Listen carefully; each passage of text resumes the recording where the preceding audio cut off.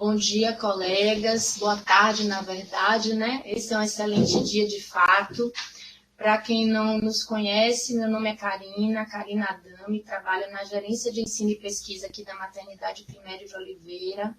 Hoje estamos iniciando uma ação que vinha sendo há muito tempo pleiteada aqui na nossa universidade, na nossa maternidade, apoiada inclusive pelo Ministério da Saúde e da Educação, que é uma ação voltada para a teleeducação. O motivador do início dessas atividades foi uma parceria que foi estabelecida junto ao Ministério Público Estadual, atrelada e associada às maternidades da região metropolitana de Salvador, nosso público-alvo primário, incluindo os nossos hospitais do interior do estado, vocacionados para a saúde materna e infantil. O objetivo é que possamos nos integrar, nos atrelar em rede para aprendermos juntos e podermos trocar experiências e material e conteúdo relacionado à possibilidade de implantação e efetivação das normativas e propostas do projeto maior da Rede Cegonha, qualificando cada vez mais a assistência que podemos prestar às famílias que nós temos assistido.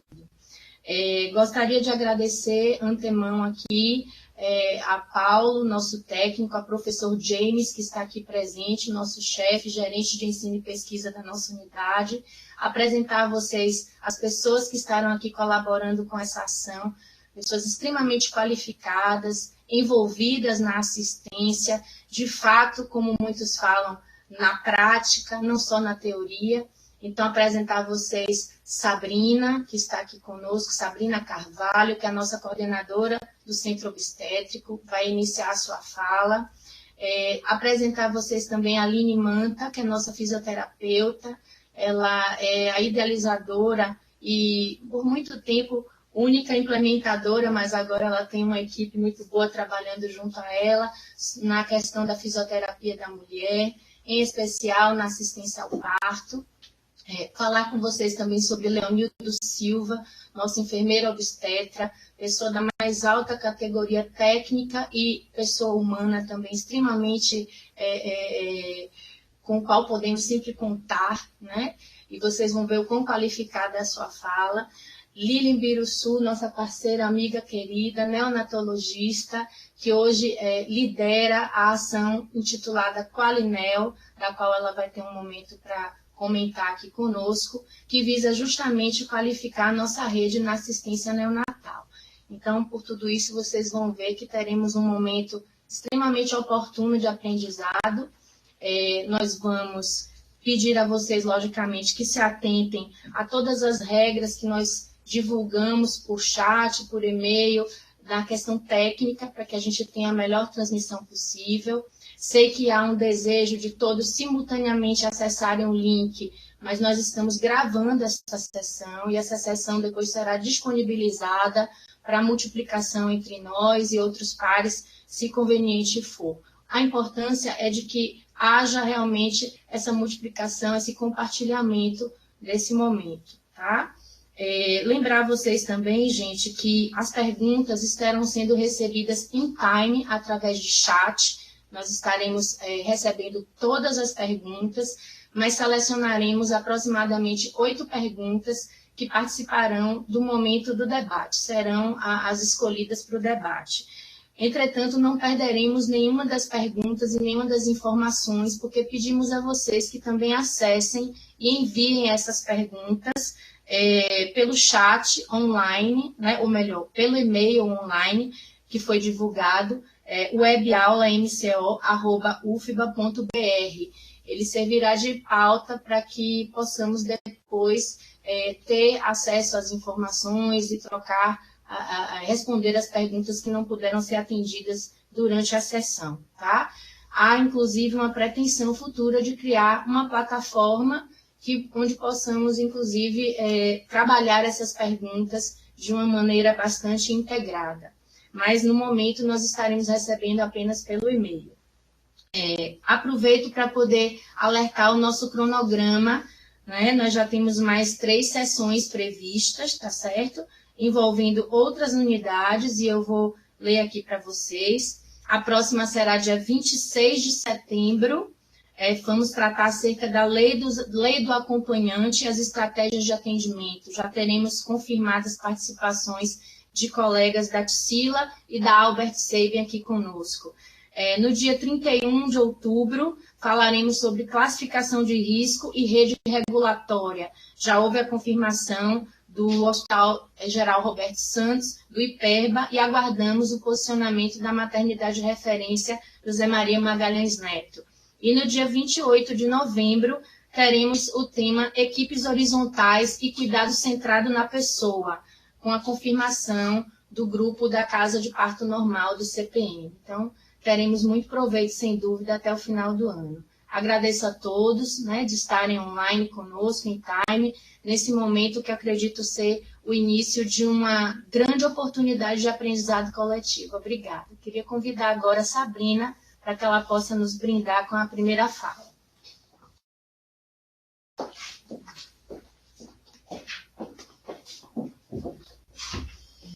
Boa tarde. A gente dividiu a nossa apresentação em partes para ficar mais didático. Eu vou começar falando da admissão e da primeira fase do trabalho de parto.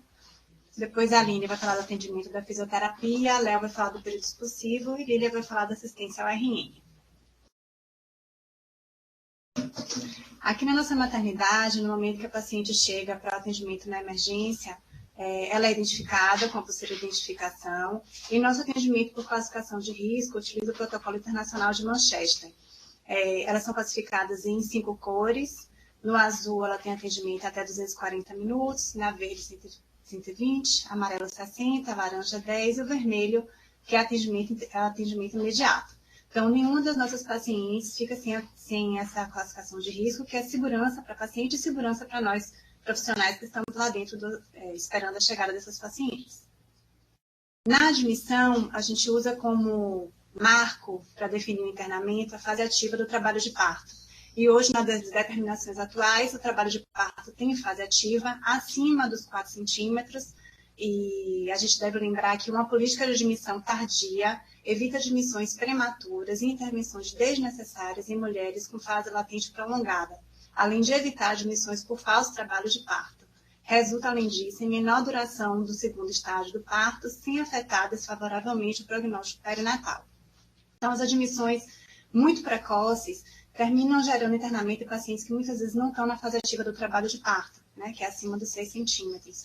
E às vezes geram um trabalho de parto prolongado, com citocina, múltiplos toques, amniotomias desnecessárias e algumas vezes até mesmo indicação de cesariana por exaustão materna ou por distócias que às vezes nós mesmos provocamos.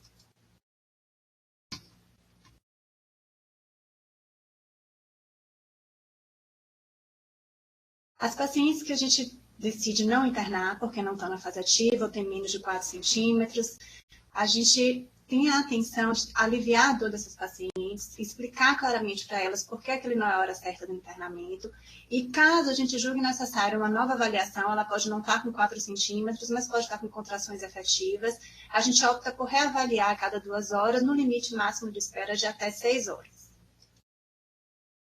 O acompanhante já é uma prática 100% admitida por nós, então pai não é visita, ele é um direito da paciente, e esse acompanhante pode ser do sexo masculino ou do sexo feminino, e a escolha da paciente. Pode ser uma amiga, pode ser a mãe, pode ser o próprio parceiro, pode ser o pai da paciente, e isso é encorajado por todos nós. E esse acompanhante está desde o momento da admissão até o momento do parto e pós-parto. Enfrentamos um problema que certamente muitas maternidades enfrentam, não só aqui em Salvador, mas imagino pelo interior também do estado, que são as nossas limitações físicas e algumas ou constantes superlotações. Então, nem sempre conseguimos admitir e atender as pacientes como gostaríamos, e isso gera, claro, um desconforto e uma ansiedade nas pacientes e em nós mesmos, profissionais de saúde. O que nós procuramos fazer sempre é focar no atendimento humanizado. Tentar fazer com que, apesar de todo esse estresse que gera esse atendimento em situações desconfortáveis, muitas vezes pacientes internadas em poltronas e partejadas nessas poltronas, ou internadas e admitidas em macas pelos corredores, não limite a nossa capacidade de olhar no olho da paciente, de atendê-la de forma cuidadosa, de prestar a assistência mais qualificada possível e sempre deixando claro que isso é uma coisa que não é imposta por nós, que não é por falta de vontade da nossa instituição ou das outras instituições de poder oferecer uma melhor assistência para elas, mas é o que nós podemos oferecê-la naquele momento. Então, o que a gente tem que tentar é diminuir a ansiedade da paciente. Eu acho que essa não é a hora da gente aumentar o desconforto da situação, mas tentar acolhê-la e tentar oferecer a melhor assistência que a gente pode. Nesse momento da admissão, uma vez diagnosticada a fase ativa do trabalho de parto, faz parte também da nossa rotina a abertura do partograma. Eu trouxe para vocês o nosso modelo atual, né, um partograma que segue as recomendações atuais do Ministério da Saúde. A gente tem nessa primeira faixa de cima, onde a gente vai registrar a dilatação e a apresentação fetal. As avaliações da ausculta fetal a gente deslocou para a parte lateral para que a gente possa fazer uma ausculta a cada 30 minutos e não só a avaliação de hora em hora, como é feita usualmente. Mais abaixo, a gente tem as avaliações das contrações e aqui as nossas condutas de analgesia e as outras condutas que a gente pode adotar durante o trabalho de parto. Então, a gente pode adotar, marcar as deambulação, bola, massagem, além das que costumazmente a gente já teria no nosso partograma, que seria com relação à rotura prematura de bolsas, temperatura e pressão. Atualmente, a gente está em fase de implantação de adotar não só as curvas habituais, que seriam as que, inclusive, ainda é recomendada pelo Ministério da Saúde, por isso que eu trouxe aqui para vocês, que são as curvas de Friedman, que é esse partograma mais conhecido, que já tem mais tempo de uso e que é atualmente o partograma validado, que tem uma linha de alerta, uma linha de ação e 4 horas de intervalo entre elas para tomada de decisão, caso o trabalho de parto se prolongue um pouco mais. Mas hoje o que a gente está em fase de implantação é adotando as curvas de Zhang, que são frutos de um trabalho mais atual, com um N de pacientes muito maior, feito em estudo multicêntrico, que envolve não só pacientes primigestas, como foi esse estudo de Friedman, mas pacientes multíparas, pacientes sob analgesia, enfim. Mas optamos por trazer para vocês, porque ainda não é a curva validada pelo Ministério da Saúde, mas depois, nas discussões, se vocês quiserem, a gente pode aprofundar um pouco mais sobre essas curvas de exame. Só para reforçar que o partograma é um instrumento que é preconizado pela Organização Mundial da Saúde. Ele diferencia a progressão do trabalho de parto entre trabalho de parto de evolução normal e anormal e identifica as mulheres que necessitam de intervenção. Sendo assim, seu uso é recomendado em todas as unidades que prestam assistência ao parto. Durante o trabalho de parto, uma vez internada, a nossa paciente em fase ativa de trabalho de parto vai ter a monitorização fetal constante e ela deve ser feita a cada 30 minutos durante o período de dilatação e no intervalo de tempo menor, como o Léo vai falar, no período expulsivo, e caso as pacientes sejam pacientes de alto risco, essa ausculta fetal deve ser no intervalo mais curto de 15 minutos. A paciente é sempre estimulada na nossa unidade a assumir a livre posição, seja deambulando, seja sentado, em bolas de pilates, como a Aline vai falar com mais calma para vocês. E lembrando que a deambulação, ela não só aumenta o conforto da paciente, né, mas ela aumenta a sensação da parturiente de controle do seu trabalho de parto. Ela promove distração autorregulada e facilita o suporte contínuo intraparto por um acompanhante. Medidas que reduzem a necessidade de analgesia e a indicação de cesariana. As mulheres devem ser encorajadas a se movimentar e adotar as posições que lhes sejam mais confortáveis durante o trabalho de parto e parto. A ausculta fetal ela pode ser realizada tanto através de um PINAR, como através de um SONAR, que é aquele aparelhinho eletrônico que hoje a maioria das unidades já possui. O aparelho de cardiotocografia ele permite um registro contínuo, mas ele não deve ser usado de rotina para todos os pacientes. Lembrando que a cardiotocografia ela pode produzir resultados falsos positivos, então muitas vezes levando a intervenções desnecessárias e até mesmo indicação de cesariana. Então, a ausculta intermitente a cada 30 minutos, ela tem a mesma segurança para os resultados perinatais do que a cardiotocografia contínua. Durante o trabalho de parto, não se deve mais deixar a paciente em jejum, a não ser que essa paciente tenha uma indicação estrita de cesariana ou tenha um risco aumentado de evoluir para alguma complicação mais grave. A paciente, durante todo o período de trabalho de parto, desde a sua fase latente, fase ativa, até mesmo o período expulsivo, pode ser mantida sob alimentação. É claro que depois dos 6, 7 centímetros, a gente deve deixar a paciente sempre sob uma ingesta líquida, de preferência líquidos claros, e nem mesmo a analgesia por bloqueio contraindica a ingestão de líquidos durante o trabalho de parto. Durante essa assistência, envolve a avaliação durante a evolução do trabalho de parto, os toques vaginais. Atualmente, no nosso protocolo de assistência, foi muito discutido, inclusive no dia da apresentação, a gente chega à conclusão, inclusive baseada em avaliação em estudos recentes e revisões sistemáticas, que o toque vaginal é uma avaliação que não deve mais ser realizada de hora em hora. Toques vaginais sucessivos, eles não diminuem, não melhoram a assistência perinatal, não melhoram os resultados perinatais, e eles devem ser realizados no intervalo médio de 4 horas. A não ser que, é claro, durante a evolução do trabalho de parto, se diagnostica ou se faça suspeita de uma evolução lenta, de uma distócia de progressão, que necessite uma avaliação mais próxima de toques vaginais no intervalo de tempos menor. Assim, também é a amniotomia. A amniotomia não deve ser mais um procedimento realizado de forma rotineira. Apesar dele diminuir a duração do primeiro estágio do trabalho de parto, ele não melhora os resultados perinatais, aumenta muito a intensidade das contrações e aumenta a possibilidade de infecções também. O uso da ocitocina rotineira não é mais recomendado pelo Ministério da Saúde no seu protocolo atual, e a infusão dela aumenta a necessidade de monitorização e vigilância, e apesar de também reduzir o primeiro estágio, ela não melhora os índices de satisfações maternas e nem as indicações de morbidade e mortalidade perinatal. Então, o uso da ocitocina só deve ser indicado em trabalhos de parto como diagnosticados como distóxicos. Fora isso, a gente não deve fazer uso de amniotomia nem ocitocina de rotina apenas para diminuir o tempo de duração do trabalho de parto. Na nossa unidade, a gente resolveu preconizar como as infusões de uso de ocitocina no esquema de aumentar 2 mil unidades por minuto, então isso pode ser feito de aumentar a cada 4 ou a cada 2, e no nosso protocolo interno a gente resolveu escolher o esquema de maior segurança. Lembrar que essa dose deve ser reavaliada a cada 30 minutos e ela vai ser aumentada que as contrações estejam efetivas, que seria uma contração forte a cada 2 ou 3 minutos, e para quem tem uma avaliação mais precisa através de uma avaliação eletrônica, seria entre 200 e 250 unidades de Montevidéu. Esse é o esquema interno que a gente preconiza atualmente. Então, só para quem não tem muita intimidade com a diluição da ocitocina, quando eu falo em 2 mil unidades, seria uma ampola de ocitocina e 500 ml de soro correndo numa bomba de fusão 12 ml hora.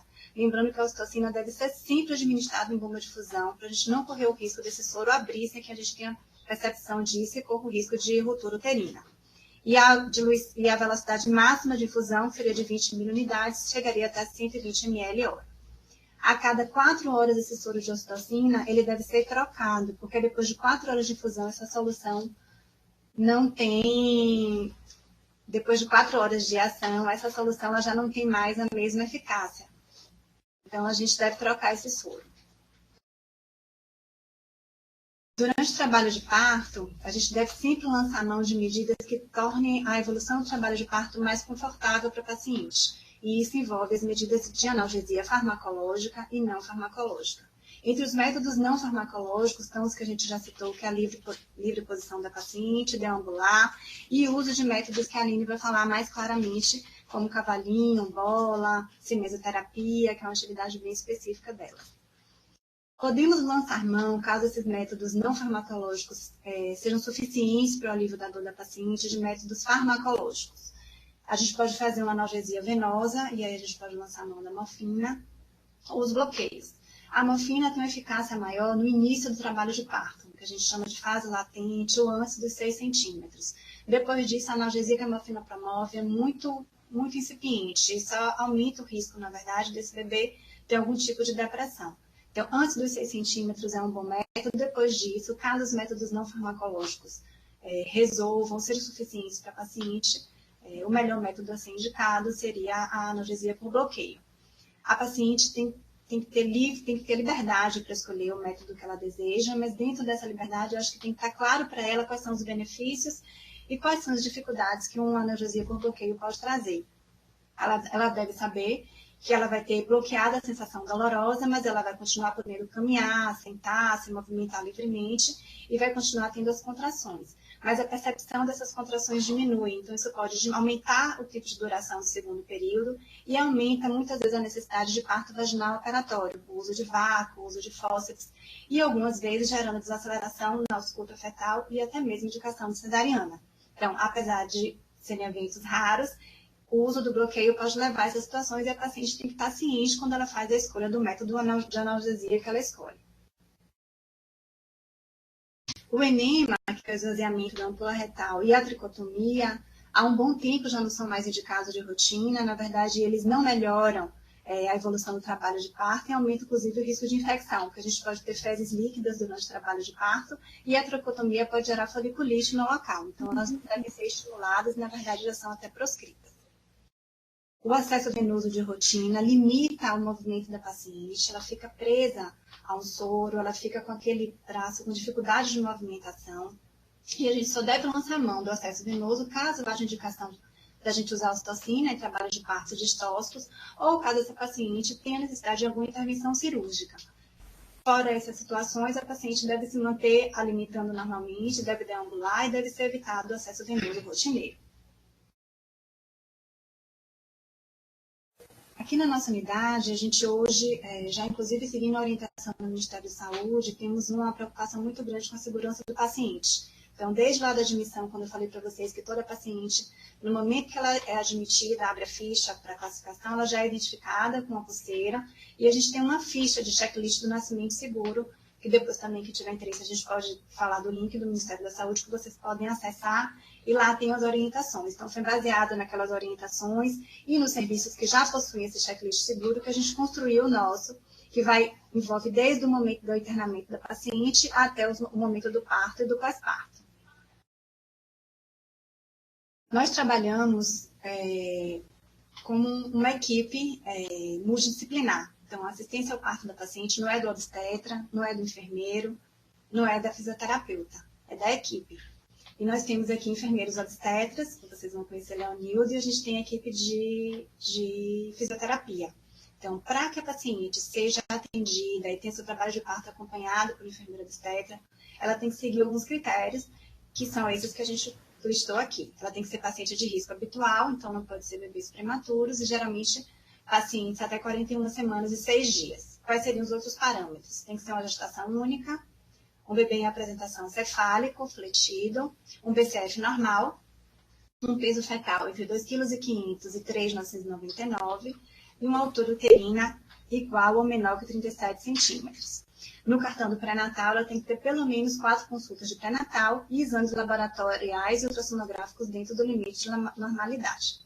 A presença do líquido meconial não é critério excludente para o enfermeiro continuar avaliando essa paciente. Lembrando que a simples presença do mecônio não é um sinal de sofrimento fetal. A gente tem que associar a presença do mecônio com a desaceleração e com outros sinais de que o bebê realmente está evoluindo com sofrimento. Assim como o histórico de cesárea anterior não é critério excludente para essa avaliação. Então, uma única cesárea, desde que o intervalo interpartal seja igual ou maior do que 2 anos, permite que o enfermeiro continue na assistência a esse parto. Cada enfermeira obstetra no nosso serviço pode assistir 2 pacientes concomitantemente. E a assistência do parto de alto risco pode ser feita por eles desde que em corresponsabilidade com a equipe médica. Agora a Aline vai continuar a aula, eu vou falar um pouquinho com vocês sobre métodos não farmacológicos de dor e Léo depois vai seguir a aula falando da segunda fase do trabalho de parto do período expulsivo.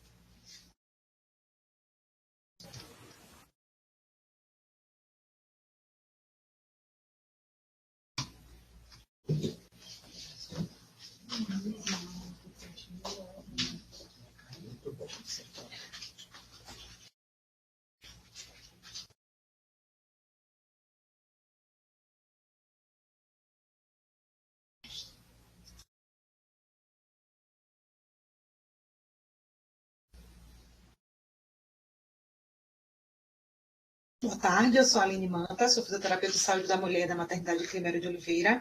Eu vou falar para vocês um pouco sobre o serviço de fisioterapia aqui na maternidade e sobre essa atuação no trabalho de parto e parto junto com a equipe obstétrica da maternidade.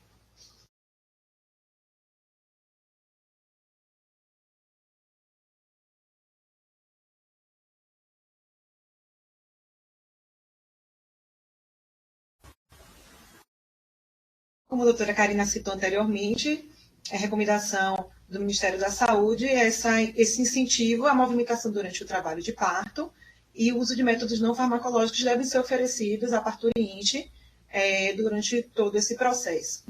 E aqui na maternidade a gente tem isso na prática.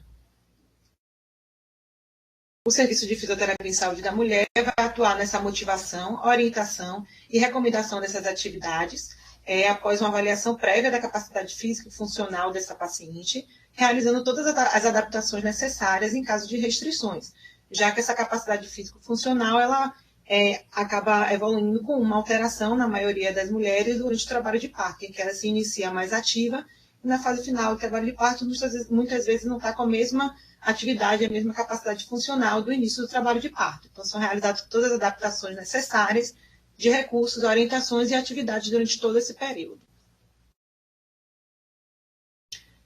O serviço ele foi iniciado no final de 2014, início de 2015, então é um serviço relativamente recente, que tem passado por processos de ampliação. Nosso público, nosso perfil de paciente segue os critérios apresentados anteriormente por doutora Sabrina, então são parturientes de risco atual. Estamos alocados nosso serviço no centro obstétrico, tanto no período de trabalho de parto, como durante o parto, junto com a equipe no auxílio de posicionamento e verticalização do parto. Nosso objetivo principal é promover esse apoio físico e emocional à parturiente, proporcionando essa livre movimentação, essa escolha e orientando essas atividades da melhor forma e da forma mais segura possível.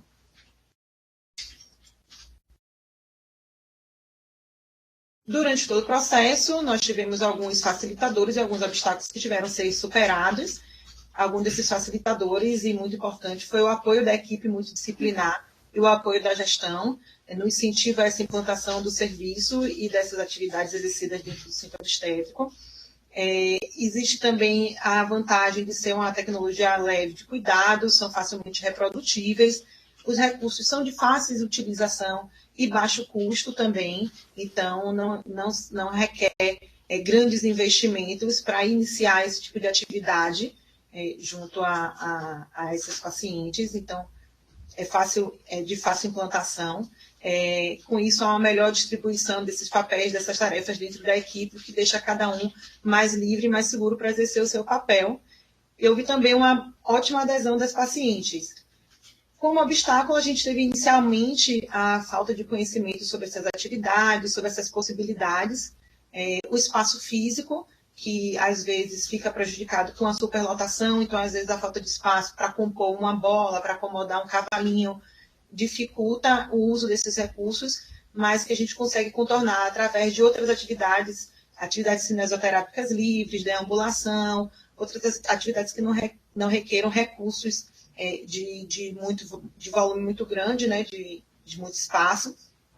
O quantitativo reduzido do quadro de profissionais, a gente começou o serviço com apenas uma profissional, hoje nós temos 4 na equipe, vem aumentando, e isso vem aumentando também nossa atuação, nossa abrangência do serviço, acabava tendo uma baixa cobertura do serviço na época, o que hoje já vem sendo contornado através da ampliação do serviço e do aumento da equipe.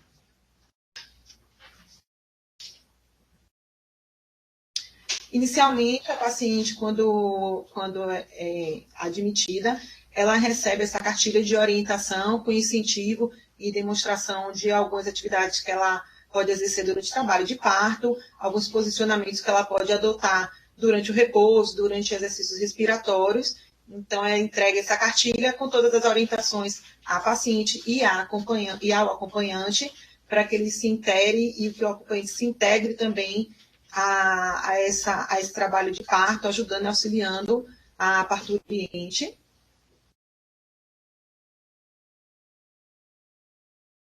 Então, de uma forma geral, nossas sugestões de recomendação de acordo com o trabalho de parto é que na fase que ela está mais ativa, com a capacidade funcional melhor, é que ela exerça atividades livres de movimentação, atividades cinesioterápicas assistidas, orientadas, mas de forma mais livre, através de deambulação, de balanceio pélvico, movimentos de deslizamento da pelve, atividades em ortostase.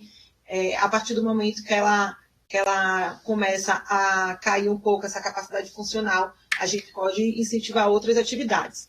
Então, a gente orienta atividades livres, em ortostase, nessa fase mais inicial, mais ativa, exercícios com a bola suíça, de movimentações, de mobilizações pélvicas, através de deslizamento lateral, movimentos de anti-retroversão da pelve, de encaixe e desencaixe de quadril, movimentos de deslizamentos circulares, treinos de kicks, tudo isso é incentivado enquanto ela está numa fase ativa com uma boa capacidade funcional.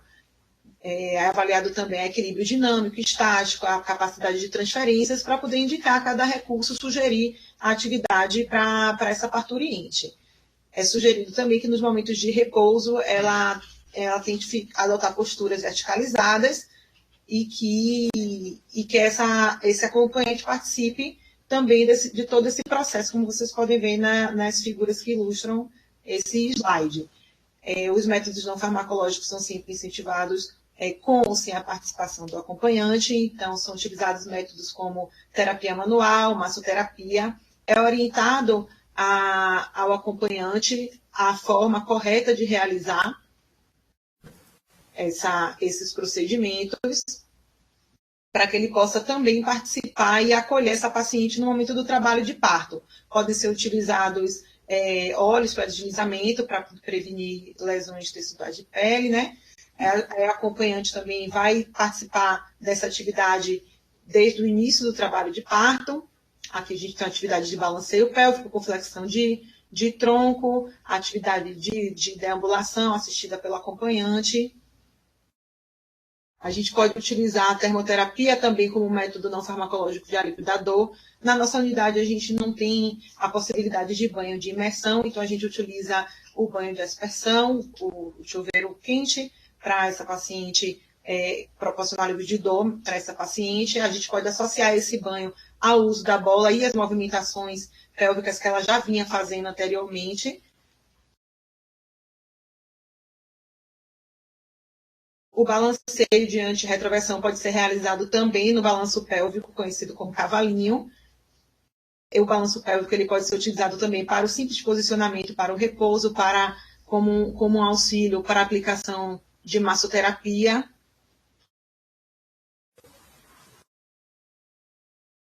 Durante a fase final e durante o parto, a gente incentiva o livre posicionamento da paciente, oferecendo a ela que experimente adotar posições para que ela possa escolher qual a posição que mais a conforta. Então, isso é possível tanto numa estrutura em leitos PPP, como a gente tem ilustrada nesse slide, como pode ser oferecido também algumas adaptações para a sala de parto tradicional, para o leito tradicional.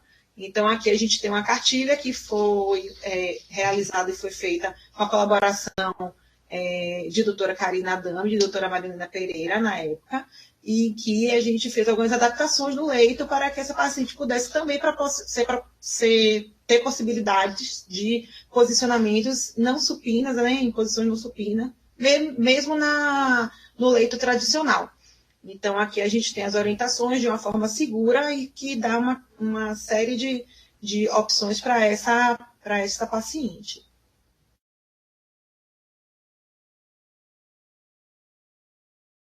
No início do nosso serviço, nós tínhamos apenas a atuação de uma profissional, tínhamos um N na fase piloto de implantação, de apenas 50 pacientes atendidas, e tínhamos tais indicadores mostrados aqui. Então, foram 13% de pacientes atendidas, 12%, quase 13% de pacientes que utilizaram métodos não farmacológicos de alívio da dor, 4,41% de escolha de posicionamento do parto e 3% de uso de posição não supina. Tivemos uma evolução ao longo do ano de 2015, com a entrada de mais uma colega a partir do segundo semestre, e no ano de 2016, com 3 fisioterapeutas atuantes, nós conseguimos esse acompanhamento de 799 parturientes, com um índice de 54,31% de pacientes de trabalho de parto atendidas, 50% de uso de métodos não farmacológicos de alívio da dor, 20% de escolha de posicionamento durante o parto e 20% de uso de posição não supina durante o parto. o que para a gente trouxe uma felicidade muito grande, uma evolução muito grande para os nossos indicadores. Feito é melhor do que perfeito, então nossas condições estão longe de ser as ideais, mas além de buscar o perfeito, a gente busca o que pode ser feito e bem feito. Passo a falar agora para o enfermeiro obstetra Leonildo, para falar um pouco sobre a parte de período expulsivo e mais um pouco sobre métodos não farmacológicos de alívio da dor.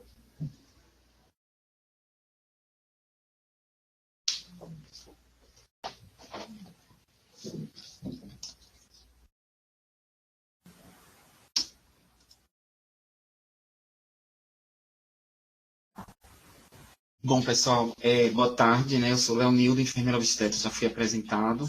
Então, eu vou falar para vocês um pouco sobre a nossa atuação, né, da enfermagem nos cuidados também nessa parte dos métodos não farmacológicos. E eu gostaria de iniciar minha fala falando sobre um pouco da estrutura física, que a gente sabe que não são condições que a gente sabe ideal, mas a gente também pode, dentro das condições, a partir da nossa postura profissional, mudar e utilizar de métodos, como a Aline já colocou aqui, para aliviar a dor dessas pacientes e também para exercer um cuidado de forma integral a essas pacientes durante o trabalho de parto e também no período expulsivo. Então, eu trago aqui um estudo que foi feito em Recife, um estudo que eu sou autor, em 2014, que a minha conclusão, na verdade, é que a gente tem unidades de serviços em que a postura profissional varia em cada plantão. Então, assim, dentro do mesmo serviço, a gente sabe que pode existir tanto práticas que são consideradas baseadas em evidências, que são boas práticas, mas também podem existir modelos que não são favoráveis ao cuidado a essa mulher. Então, a gente, não necessariamente, a estrutura física é a mais importante, mas depende muito da estrutura profissional. Bom, então, para a gente utilizar das tecnologias de cuidado, a gente pode pensar já, por exemplo, no ambiente. Um ambiente, mesmo que não seja um ambiente totalmente favorável e com grandes métodos, nós temos as tecnologias de cuidado, que são uma nomenclatura mais utilizada atualmente, para a gente denotar as condições em que a gente está favorecendo o alívio da dor dessa paciente. Então, por exemplo, o simples fato de você apagar a luz, a penumbra já foi comprovada que é um dos métodos de alívio da dor. A própria iluminação excessiva, ela aumenta as dores da paciente durante o trabalho de parto. Tanto durante o trabalho de parto, também no período expulsivo, que a gente pode estar recebendo esse bebê de uma forma mais humanizada, com menos estímulos que estressam o bebê nesse primeiro momento de vida. Para melhorar a questão do ambiente ainda, nós podemos utilizar da aromaterapia. A gente utiliza aqui na Climério ainda de uma forma bastante artesanal. Temos trabalhado no sentido de fazer com que isso seja um grande diferencial na assistência durante o trabalho de parto. A aromaterapia, ela tem grandes evidências empíricas. Na verdade, a gente ainda não tem um estudo que fale sobre a aceleração do trabalho de parto ou sobre o relaxamento, propriamente dito. No entanto, já foi comprovado em estudos qualitativos, por exemplo, em que as pacientes relatam grande alívio da dor e bastante relaxamento. Eu trago aqui um estudo que foi feito em 2010, publicado na revista Texto e Contexto de Enfermagem, que eles falam sobre outros métodos, dentre os quais trazem a aromaterapia, com resultados que diminuíram a ansiedade e medo, né? E também são necessários outros estudos que avaliem outros aspectos, como, por exemplo, para acelerar o trabalho de parto, no sentido de a paciente ter um relaxamento maior e liberar a ocitocina endógena. Então, a aromaterapia ela pode ser usada de 3 formas. Eu volto ao slide anterior, tanto no difusor elétrico, que a gente só goteja o aroma que a gente quer que faça o efeito, seja a lavanda para relaxar a paciente, ou o gerânio, que é um dos mais utilizados para acelerar o trabalho de parto, seja uma massagem na pele, como a gente vê aqui, a seta mostra um preparo que a gente fez artesanal para acelerar as contrações, e aí a gente faz uma combinação tanto da massagem com o óleo já incluído o aroma, ou também no escalda-pés, que é um dos mais utilizados, por exemplo, no Sofia Feldman, em Minas e também no Rio de Janeiro, que a gente pode também gotejar esse aroma numa água quente, que provoca bastante relaxamento na paciente. Então, a verticalização, a Aline já falou um pouco, né? Mas, por exemplo, a respiração consciente é um dos métodos que a gente pode utilizar para que a paciente, durante a contração, ela sinta-se mais consciente do seu processo corporal, que ela entre em contato com seus instintos. E, por exemplo, a respiração consciente, a gente recomenda que seja uma respiração em 4 tempos. 4 segundos para inspirar e mais 4 segundos para que solte esse ar. De maneira que, quando ela solta esse ar, ela pode também vocalizar como se fosse um alívio, como se fosse colocando para fora esse sentimento de dor. Então, aqui eu estou também mostrando nesse slide que a verticalização ela não impede a ausculta fetal intermitente, que a doutora Sabrina colocou no início, né, que deve ser feita a cada 30 minutos. E também isso pode ser conduzido até o período expulsivo, que eu vou focar mais adiante. Então, a presença do acompanhante já foi falada aqui, né, como uma das tecnologias de cuidado. Tem estudos publicados na Cochrane que falam que realmente o suporte contínuo ele reduz esse período do trabalho de parto e também o período expulsivo. O banho e a massagem, a Aline já falou também um pouco, né? Eu só queria focar em relação aos cuidados de enfermagem, né? Que a gente sabe que tem unidades que não possuem o serviço de fisioterapia. Então, assim, nós fazemos como método de alívio da dor, mas, no entanto, os movimentos que são feitos, né, durante esse processo, por exemplo, a paciente está na bola, ela faz um determinado movimento, isso é da competência da fisioterapia. Então, a gente pode estar utilizando desse recurso como um cuidado de verticalização, mas não é do domínio, por exemplo, da enfermagem, o movimento que é feito, né? Isso aí realmente mostra a necessidade de uma atuação de uma equipe multiprofissional. E, assim, de preferência, óbvio, que essa equipe multiprofissional, ela trabalha integrada, que o saber e o cuidado de um profissional, ele possa estar sendo agregado ao cuidado de outro profissional, para que, assim, a gente tenha um benefício para a paciente. E aí, o conjunto de profissionais, esse conjunto de saberes, que favorece o cuidado prestado de forma integral a essas pacientes. A bola, né, mais uma imagem aqui, né, que a gente pode realmente utilizar para verticalização. A bola ela pode ser conduzida para também aumentar um pouco essas contrações. A gente pode utilizar ela durante todo o trabalho de parto, né, mas não, exceto no período expulsivo, porque a gente não vai ter visualização direta, né, da apresentação fetal, né, do coroamento do bebê. O cavalinho, a Aline falou da questão dos movimentos que podem ser feitos. Eu trago aqui como também uma tecnologia de cuidado, que a gente tem a possibilidade de verticalizar a paciente.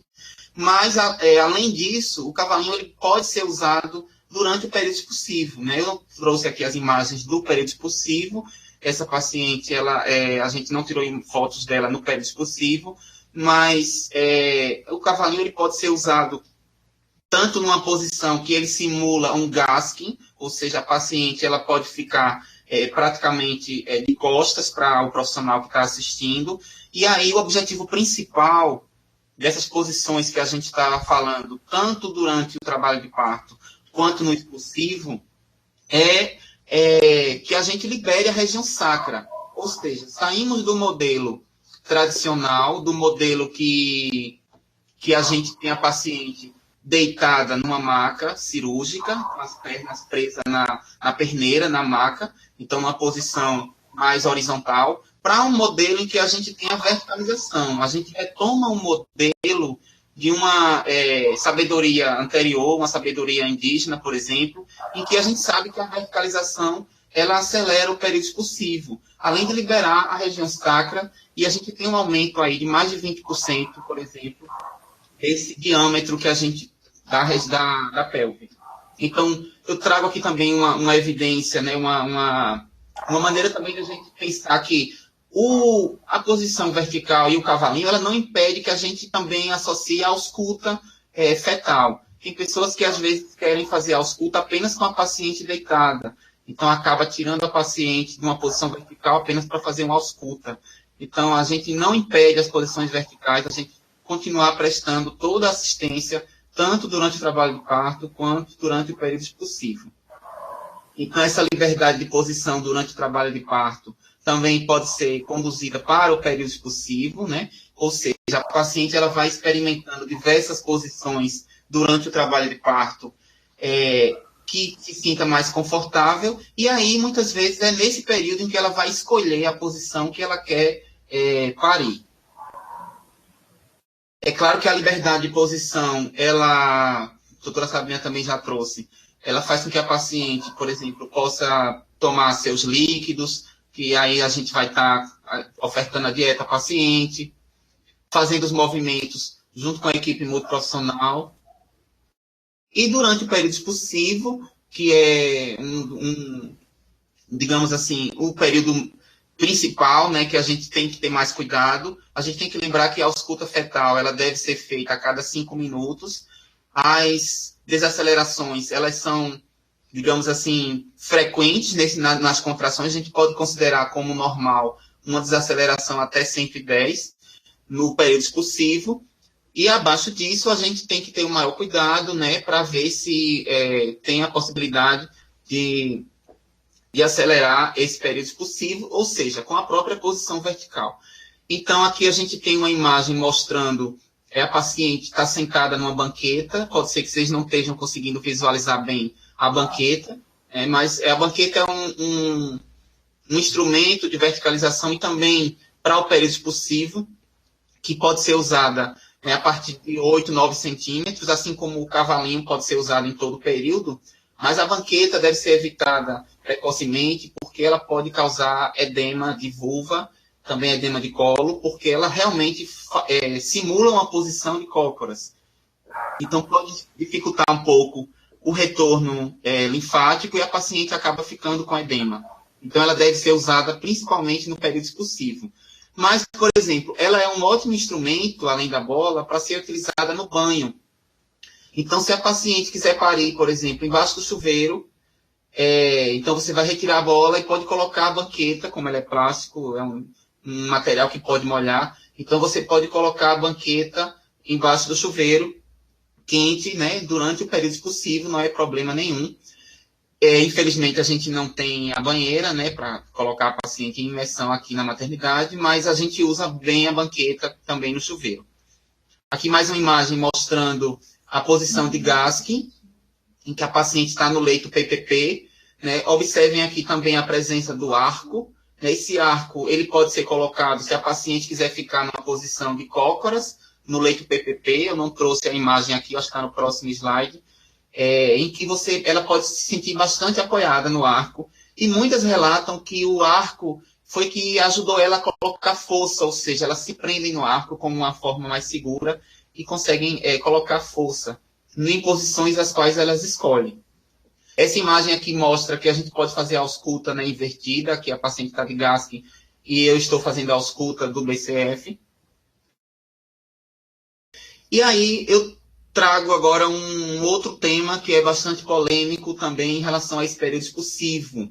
Esse estudo que está aí mostrando no slide foi publicado em 2014, né? O estudo tem como títulos uma pergunta: se é possível nunca fazer episiotomia, né, durante o parto vaginal.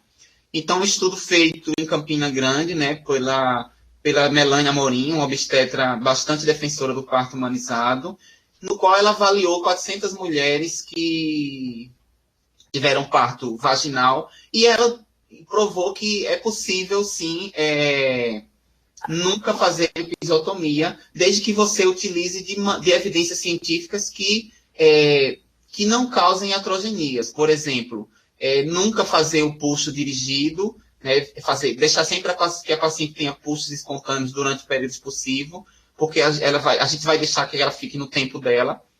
A manobra de Christelet, que agora foi proibida pelo Corém, que enfermeiros, obstetras, qualquer profissional de enfermagem não deve fazer, é proibido pelo Corém, e acredito que todos os conselhos profissionais de saúde vão seguir essa linha.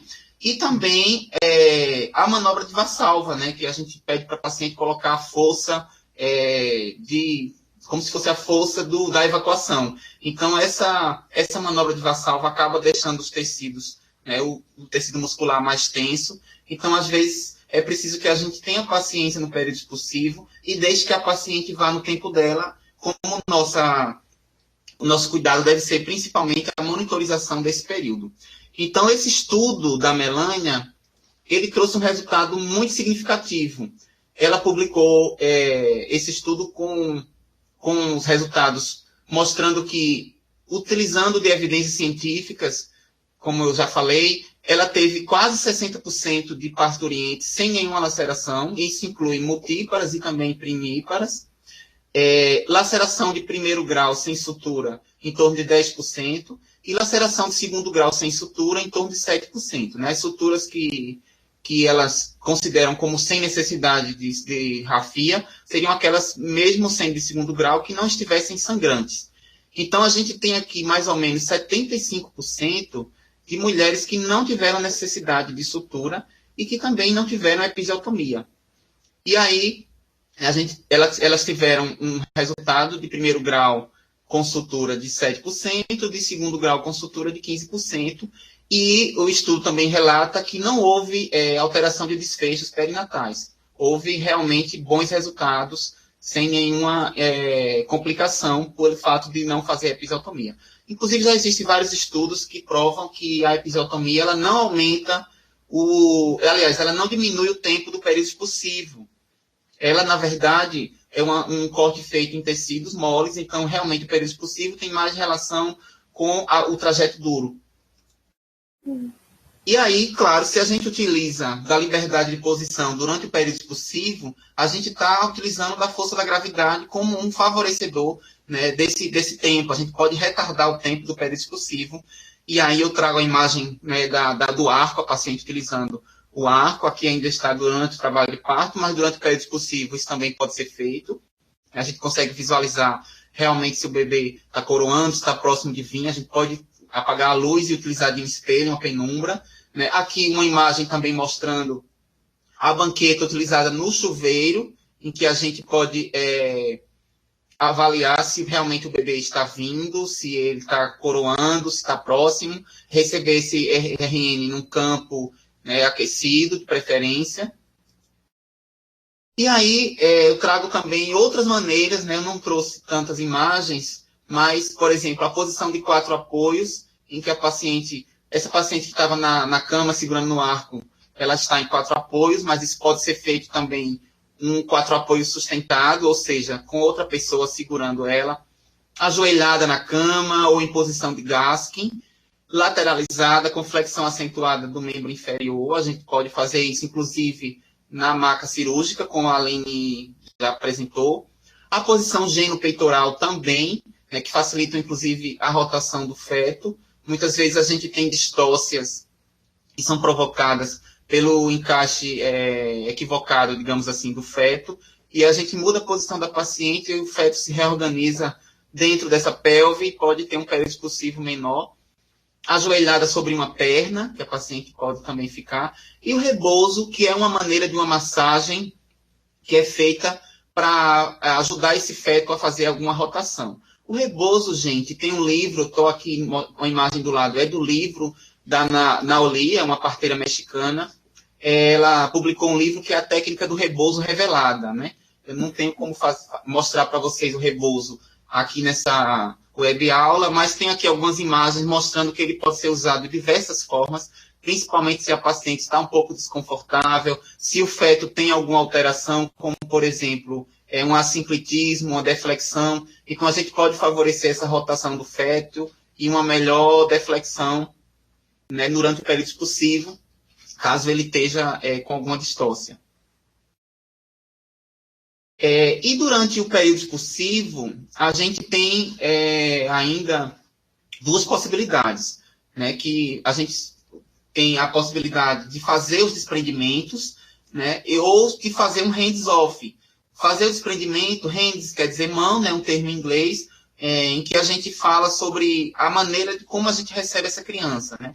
Todos os livros de obstetrícia mais antigos, eles falam, faz o desprendimento do ombro anterior, depois o desprendimento do ombro posterior, e aí recebe a criança, né? A gente sabe que a gente pode deixar que a criança faça o movimento sozinha de rotação. Isso tem grandes evidências científicas que diminui as lacerações de trajeto, principalmente lacerações de segundo, terceiro e quarto grau, e também não diminui não aumentam, digamos assim, desfechos desfavoráveis, muito pelo contrário, faz com que o feto receba também oxigênio, não tem problema nenhum.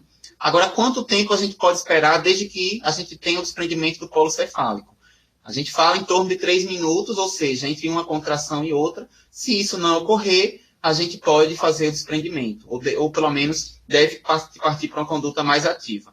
Óbvio que se você tiver um parto vertical, aqui eu tenho uma imagem, por exemplo, de uma paciente no período expulsivo na banqueta, então você tem a força da gravidade a seu favor, então a partir do desprendimento do colo cefálico, você pode ter uma calma, esperar um pouco que o feto rotacione e faça sozinho esse desprendimento das espáduas. Claro que se você tem um parto mais patológico, como mecônio, ou que estava apresentando desaceleração, você tem que ter uma atenção maior. E lembrar também que a gente tem a possibilidade de fazer desprendimentos aqui, caso seja necessário, né? Ou também em posições não tradicionais. Né? Tem protocolos, inclusive, no ALSO, que é o suporte avançado de vida, em obstetrícia, que mesmo em posições verticais, se houver uma distócia de ombro, você pode fazer as manobras de acordo com novos mnemônicos, novas sequências que você utiliza. Eu vou passar agora a palavra para a doutora Lília, que é neonatologista, e ela vai falar um pouco sobre a questão neonatal.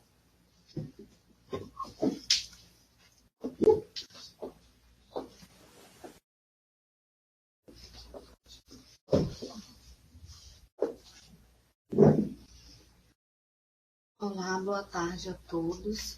Eu sou Lígia, neonatologista aqui da Climério de Oliveira e represento a estratégia Valinel no estado da Bahia, que é coordenada pelo Ministério Público, pelo Ministério da Saúde, desculpa. E nós vamos falar de boas práticas da assistência ao parto e nascimento do ponto de vista do atendimento do recém-nascido e da visão do neonatologista.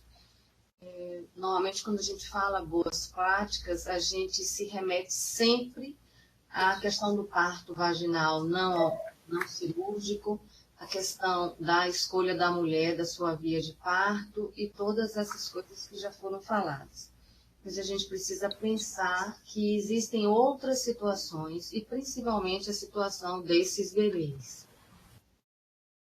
Eu vou ler uma coisa escrita, dita, militada e defendida pelo Ministério da Saúde, que eu acho que diz exatamente o que a gente pensa a respeito de tudo que a gente tem escutado sobre parto e nascimento.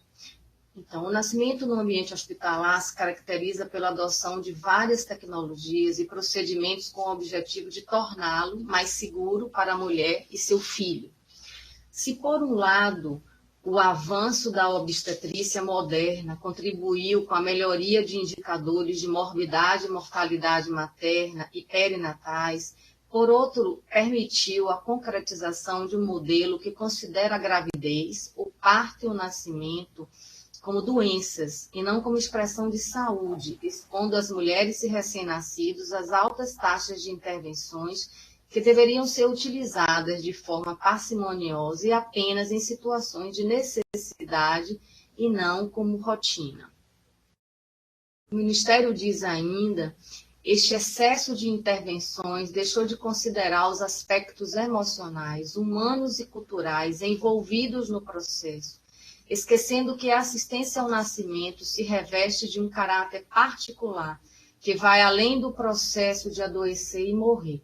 Quando as mulheres procuram ajuda, além da preocupação com a sua saúde e a de seu filho, estão também em busca de uma compreensão mais ampla e abrangente da sua situação, pois para elas e suas famílias, o momento da gravidez e do parto, em particular, é único na vida e carregado de fortes emoções.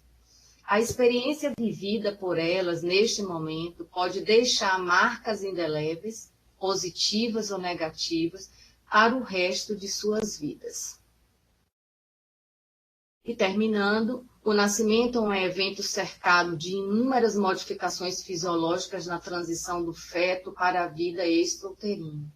Tais modificações incluem o estabelecimento da respiração, alterações cardiovasculares, regulação da temperatura corporal, início do processo de digestão e absorção de alimentos e desenvolvimento do sistema imune. Práticas importantes no cuidado neonatal ao nascimento e nos primeiros dias de vida, com o objetivo de reduzir de forma expressiva a mortalidade neonatal, a reanimação neonatal, o clampeamento oportuno do cordão umbilical, o contato pele a pele, o início da amamentação na primeira hora de vida e exclusiva nos primeiros 6 meses de vida. Essas são consideradas por nós, neonatologistas, práticas bastante importantes e efetivas para o impacto na mortalidade. E quando eu penso em de que lado, se é que a gente pode dizer isso, de que lado eu estou, eu me sinto num abismo completo. O neonatologista por si só é uma pessoa, uma especialidade muito invasiva, do ponto de vista de alta tecnologia. Mas também a gente olha para outra ponta da história e a gente se depara com bebês muito pequenos e olhar para uma criança, e quanto menor ela é, isso nos remete a muitos sentimentos e a uma abstração imensa daquilo que a gente é capaz de dizer ou fazer. Penso eu que não existe a menor dúvida que a via de parto ideal para a mãe e para o filho seja a via de parto vaginal, mas a gente não pode esquecer também que nem sempre isso é possível e há indicações formais para o parto cesáreo, parto operatório, e a gente precisa pensar que essas pessoas, que esses bebês, que toda essa família precisa também de humanização. Quando a gente abre todos os textos da literatura mundial, a gente fala o tempo inteiro da humanização do parto vaginal. Mas ninguém olha para o momento em que isso não acontece de forma efetiva e que isso frustra muito esses pais, essa mulher, esse pai. E acho que a gente precisa pontuar. E aí, Karina pediu a gente que a gente fizesse fotos de partos da nossa maternidade. E, coincidentemente ou não, neste dia possível pela Ascom, a gente, na hora que foi possível, só tinha um parto cirúrgico, um parto cesáreo. Dr. James, quando eu coloquei que eu só tinha foto aqui de parto cesáreo, ele fez uma colocação muito importante de que significado e do cuidado que a gente tem que ter quando a gente está falando e defendendo sobre a humanização do parto e nascimento, e a gente mostra uma foto de parto cesáreo. Como eu sabia que todos os meus antecessores nas suas falas estariam sempre voltados para o parto vaginal, então aí vai. Um parto cesáreo de indicação formal, a gente não está falando de parto cesáreo eletivo, a gente está falando de um parto cesáreo de indicação formal, que a gente tentou levar à humanização para que a gente pudesse discutir as boas práticas que devem acontecer em qualquer via de parto, e não somente na via de parto natural. Então, o acompanhante precisa estar presente, a gente precisa se identificar para essa família, a gente precisa dizer o que é que vai acontecer e a gente precisa respeitar o momento. E nem porque é um parto de via artificial, isso quer dizer que a gente simplesmente não precise respeitar essas famílias e principalmente esses bebês. Eu volto a dizer que a neonatologia é uma especialidade muito invasiva, de alta tecnologia, mas se perdeu naquilo que pode ser feito com simplesmente linha do cuidado cuidado, com a tecnologia do cuidado, que não precisa de nenhuma alta tecnologia. Mas também não podemos deixar de entender a importância da atuação do neonatologista na assistência do recém-nascido que não nasce bem. E aí a gente tem que priorizar este recém-nascido. Então aqui a foto da neonatologista recebendo o bebê e como está no campo cirúrgico, esse bebê vai ficar aí para o tempo necessário para o clampeamento oportuno do cordão, que é uma das indicações, é uma das defesas das boas práticas do nascimento, e que mostra que melhora em muito a anemia do lactente por volta do 3º e 4º mês, diminui chances de hemorragias peri-intraventriculares, diminui a enterocolite, e que deixam esses bebês muito mais saudáveis, com uma quantidade melhor de oxigenação pulmonar do que se a gente clampeasse esse cordão de forma imediata. Então, foi esperado o tempo, um bebê que nasceu bem, nasceu vigoroso, foi esperado. E isso deve ser feito independente da via de parto, se o bebê estiver em boas condições físicas. Pronto. E aí a gente precisa saber que o bebê que nasce de parto cesáreo ou que nasce de parto vaginal, ele precisa ser apresentado à mãe. É óbvio que o bebê de parto vaginal tem um campo aberto para estar em contato pele a pele com sua mãe. Imediatamente, logo depois do parto, a gente consegue fazer isso. Com o bebê que nasce de parto cesáreo, a gente não consegue ter esse campo com tanta tranquilidade, mas a gente vem defendendo no estado da Bahia inteira a possibilidade de manter esses bebês na primeira hora de vida, nos tórax de suas mães, ir ao seio materno, da mesma forma que os bebês que nascem de parto vaginal, e não os separarmos, né? Os bebês que nascem de parto cesáreo muito mais precisam ser levados às mesas de reanimação e estabilização do que os de parto de via vaginal. Isso é claro. Mas a gente também não pode deixar de pensar que o parto cesáreo, de indicação formal, eu não estou aqui falando e nem defendendo parto cirúrgico, pode ser também contemplado com algum momento de amor e de sensibilização da família. O pai está aqui, a mãe está conhecendo o seu bebê, e isso a gente não pode tirar das famílias.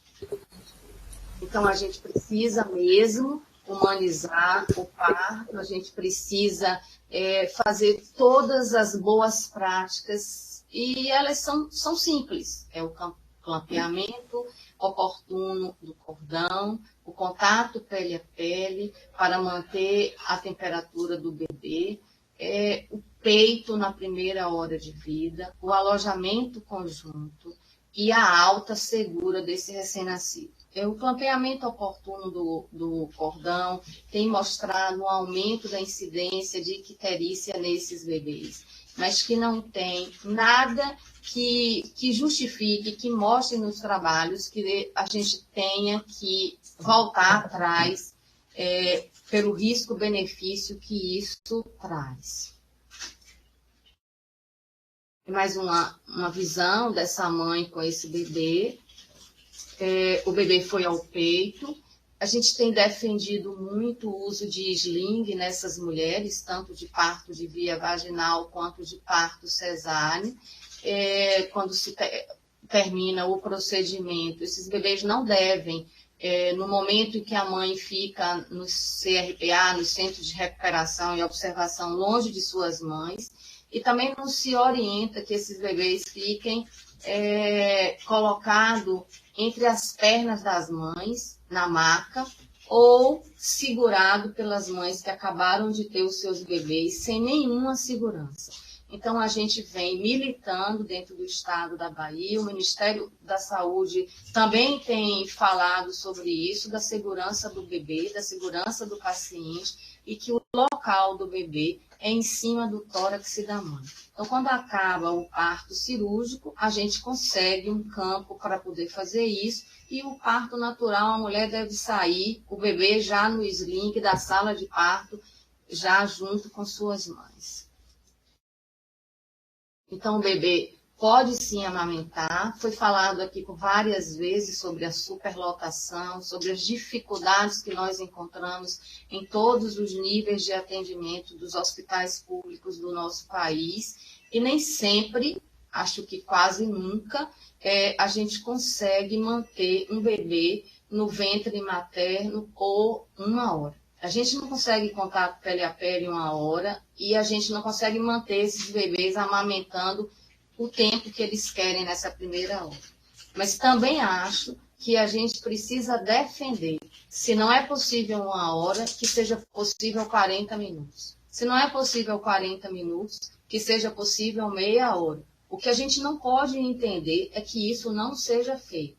Então, a gente precisa chegar o mais perto possível daquilo que as melhores evidências clínicas mostram. A gente, na Secretaria de Saúde, às vezes a gente escuta muito o que é parto humanizado. E são várias as falas e várias as defesas. E a área técnica da saúde da criança sempre diz que o parto humanizado é aquele baseado nas melhores evidências clínicas, com a escolha da mulher, mas que também pense na segurança do bebê e na segurança desta mulher.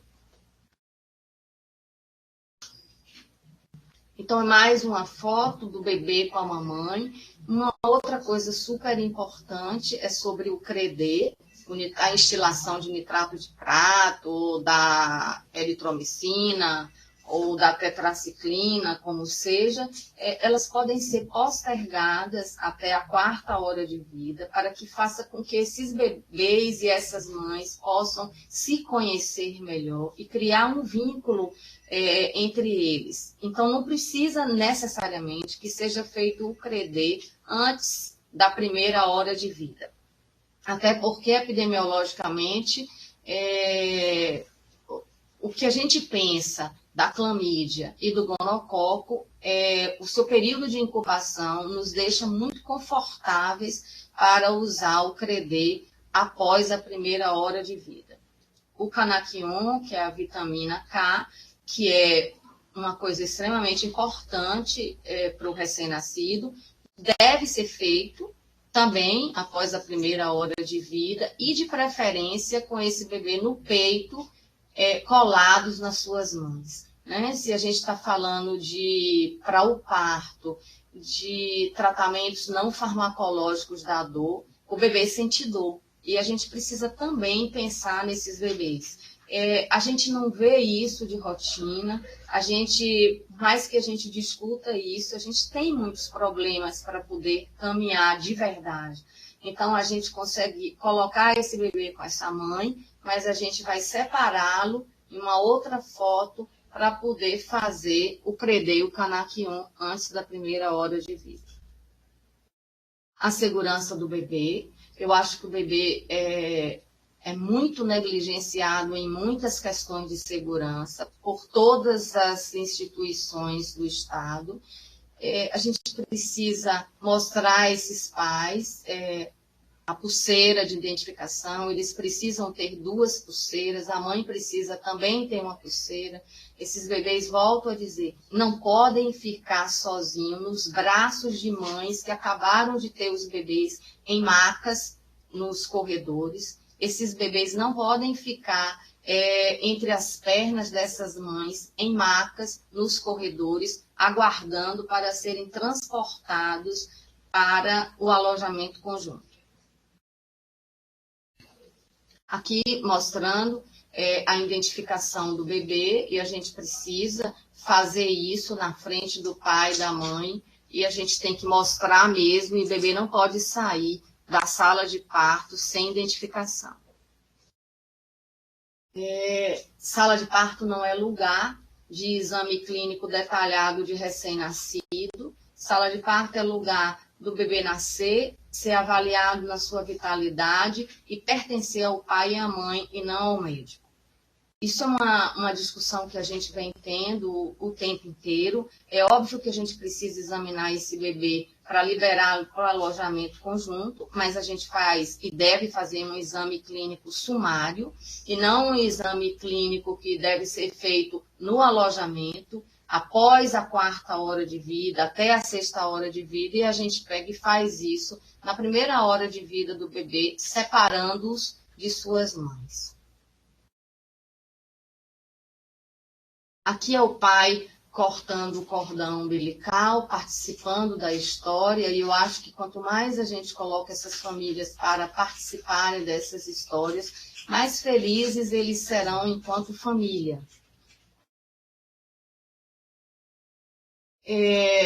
Uma outra coisa que a gente tem visto muito, volto a dizer, nesses exames muito complexos, se é que a gente pode chamar assim, em sala de parto, e aí a gente começa a medir perímetro cefálico, perímetro torácico, perímetro abdominal, estatura, peso, e é um monte de coisa desnecessária na sala de parto, que tira esses bebês de suas mães. Então, na sala de parto, a gente precisa fazer um exame sumário do recém-nascido, medir o perímetro cefálico, medir o peso desse bebê e acabou-se a história. E isso depois da primeira hora de vida.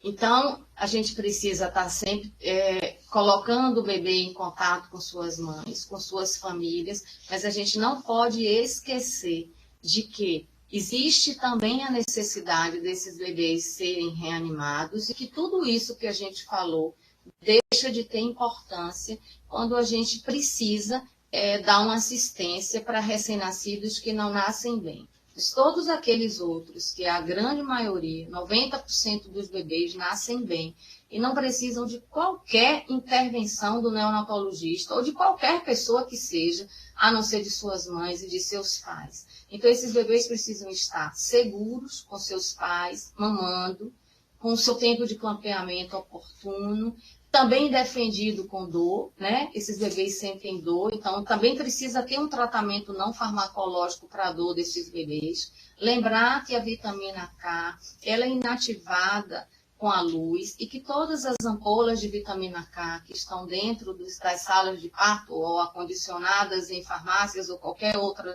lugar que estejam, devem estar não expostas à luz. Então, o ideal é que a gente envolva essas ampolas, ampola por ampola, com carbono, que é uma coisa barata e fácil, e só tire no momento de fazer a dose do bebê. E é isso aí, eu acho que a gente precisa colocar esses bebês frente a frente com essas famílias, e talvez o olhar desse bebê deveria ser para a gente, perguntando o que é mesmo que a gente está fazendo com eles quando a gente não os respeita, né? Quando a gente não percebe que eles sentem dor, que eles têm risco de queda, que eles precisam ser respeitados nos seus momentos do aleitamento materno e que nenhuma criança deve não ir para o peito da mãe, salvo raras exceções. Então, é o olhar da felicidade. Eu não sei se eu diria que felizmente ou infelizmente as minhas fotos foram todas de parto cirúrgico. Acho que nada na vida é por acaso. Não sou defensora de parto cirúrgico. Jamais iria indicar isso de forma eletivamente. Acho que não é esse o caminho. Mas a gente precisa saber que eles existem, que eles têm indicações e que esses bebês têm direito também a ir para o contato pele a pele, para o campeamento oportuno do cordão, de fazer suas vitaminas K e seus credês no momento oportuno, de ir para o seio de suas mães e de terem contato com os seus pais. E de terem, acima de tudo, a segurança de serem identificados ainda na sala de parto e não ficar de forma incorreta no transporte até os seus leitos no alojamento conjunto. Então, acho que era isso que eu queria dizer. Talvez eu tenha esquecido alguma coisa. Essa é a foto, né, da Rede Cegonha, que explicita muito bem uma família, para a gente pensar que a gente entra uma mulher gestante dentro de uma maternidade e certamente sairá daí uma família, transformando a vida dessas pessoas. E a gente tem um envolvimento e uma responsabilidade muito grande com isso. Obrigada.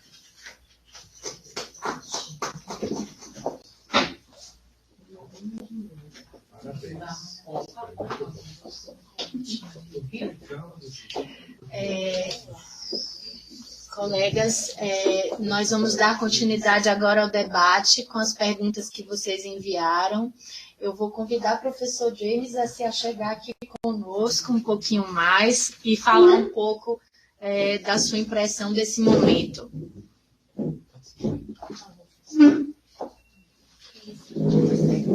Eu quero parabenizar a todas as pessoas que fizeram parte dessa web aula, as pessoas que assistiram. Essa é a contribuição que a gente começa a compartilhar com vocês, para que a gente possa ter uma rede que compartilhe conhecimento, experiências, vivências. Quero parabenizar a coordenação de doutora Karina e dizer que estamos muito felizes em poder dar essa contribuição.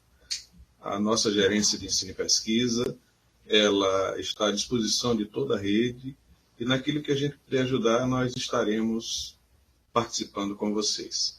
Eu acho interessante a gente participar do debate. Eu convido a Karina para fazer a coordenação e a gente poder, então, responder as perguntas daqueles que contribuíram.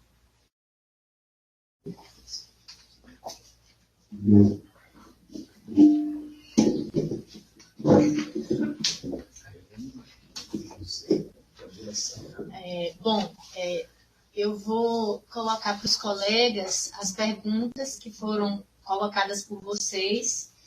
Eu vou iniciar comentando sobre a questão das intervenções, né? Acho que todos nós falamos muito aqui em todos os momentos sobre intervenção. E uma das intervenções que sempre gerou muita dúvida, que foi colocada no chat, é a questão do uso da ocitocina. Então, quando seria oportuno utilizar a ocitocina, né? Eu acho que vocês poderiam comentar.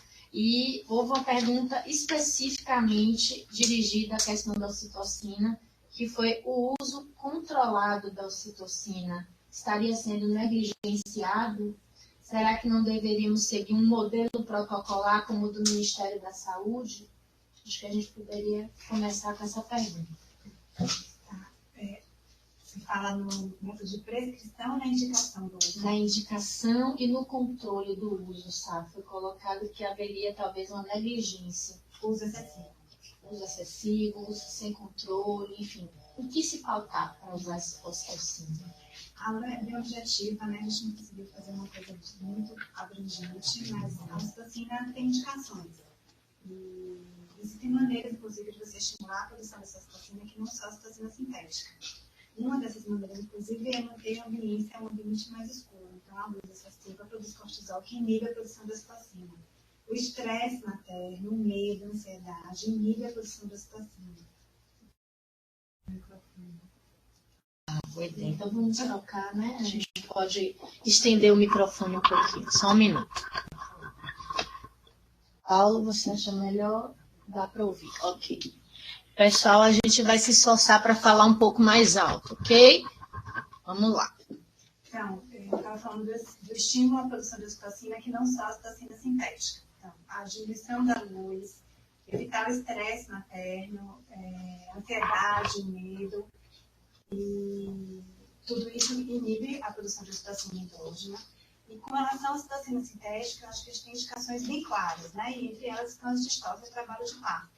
Então, é importante que a gente saiba diagnosticar uma distócia, uma parada de dilatação de descida por ausência de contração. Então, nem toda distócia é por ausência de contração. Então, nem toda paciente que tem uma parada de descida ou uma parada de dilatação é porque não está contraindo bem.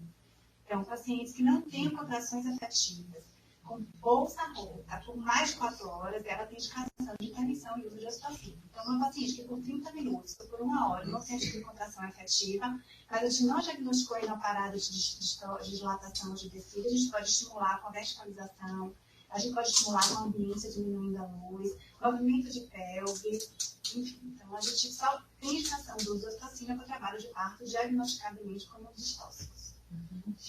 A segunda pergunta, eu acho que todos nós podemos colaborar, mas eu queria ouvir um pouquinho a palavra de Lil nesse contexto. Foi a seguinte: a colega perguntou por que temos tanto medo do cordão umbilical no pescoço do bebê. Eu achei interessante a pergunta que ela traz. Qual seria essa importância? Como manejar a questão da presença do cordão em região cervical? Algumas vezes isso é constatado no momento expulsivo, noutras, alguns ultrassonografistas hoje se atrevem até a sinalizar essa existência. Então, qual seria essa margem de segurança, Lil, de lidar com esse cordão umbilical no pescoço, você enquanto neo e quem quiser mais se colocar? Termina que envolve o trabalho de parto, né? Exato. Então, alguém até colocou, que eu vi na pergunta, né? Na verdade, a troca e a oxigenação do bebê depende dessa placentação e desse cordão, e não do movimento respiratório uterino. Exatamente. Então, o nosso grande termômetro é a ausculta fetal. Independente dele ter uma volta circular, 2, 3 ou nenhuma, esse bebê pode não ter nenhuma circular de cordão e estar com uma bradicardia, uma taquicardia ou um sinal de sofrimento. Então, bebê com ausculta normal, no intervalo de tempo ideal, não é ausculta a cada 2 horas, não é ausculta a cada 1 hora, é ausculta a cada 30 minutos no período de dilatação e a cada 5 minutos no período expulsivo, é o bebê que está bem. Então, quantos de nós que fazemos assistência para o parto já fizemos partos normais, que bebês nasceram maravilhosos com 2, 3 circulares O de meu cordão? mais velho nasceu com circular e parto normal e sem maiores intercorrências auscultado dessa forma. Era justamente esse o ponto, né, da vigilância fetal. Isso é diferente do nó verdadeiro de cordão, né? Então, eu acho que as pessoas confundem muito isso. Então, como Sabrina está dizendo, o feto ele não tem movimento respiratório. Então, essa sensação de asfixia ela não existe, né? Então, tem muito a ver com o oxigênio que é passado da placenta para esse bebê. Então, eu acho que, eu não sei, eu acho que é uma coisa muito de mito, exatamente. Acho que a palavra certa é essa, é uma coisa de mito. Eu acho que a gente precisa desmistificar isso, porque não é por aí, é a avaliação fetal feita pelo obstetra no trabalho de parto, pelo enfermeiro obstetra no trabalho de parto. Aproveitando o gancho, Léo, diante de uma circular cervical, tem alguma coisa que a gente possa fazer na hora da assistência? Então, a gente vai identificar inicialmente pela frequência cardíaca, mas aí na hora do período expulsivo, bebê nasceu, se tiver uma circular, caso você tenha uma circular muito apertada, você pode campear ali mesmo ainda no desprendimento do polo cefálico. Caso não, inclusive as novas evidências apontam, você não precisa necessariamente desfazer essa circular. O bebê ele pode, inclusive, nascer com a circular e você, na hora que receber a criança, que desfaz a circular. Então, o fato de você, às vezes, puxar a circular, pode tracionar, pode fazer alguma coisa. Então, se houver a possibilidade da criança nascer, que a circular não esteja impedindo o nascimento, você pode receber a criança e desfazer assim que receber. Ok. E aproveitando, tiveram algumas perguntas para você diretamente. Uma foi a respeito das manobras realizadas para a rotação do feto, entre aspas. A pessoa não se sentiu contemplada, ficou com dúvidas. E, assim, acho interessante a gente também diferir isso de versão interna. Você pode só explicar um pouquinho mais sobre isso? Versão interna, versão externa, então... A versão, do que eu falei em relação à rotação, não tem a ver com a versão cefálica externa, no caso de bebês pélvicos, não é isso. Eu estou falando de trabalhos de partos em que tem um mecanismo do trabalho de parto um pouco alterado. Por exemplo, se a gente tiver uma posição direita persistente, a gente sabe que às vezes o bebê demora mais para fazer a rotação interna e conseguir realmente descer no mecanismo do trabalho de parto e fazer o desprendimento por deflexão.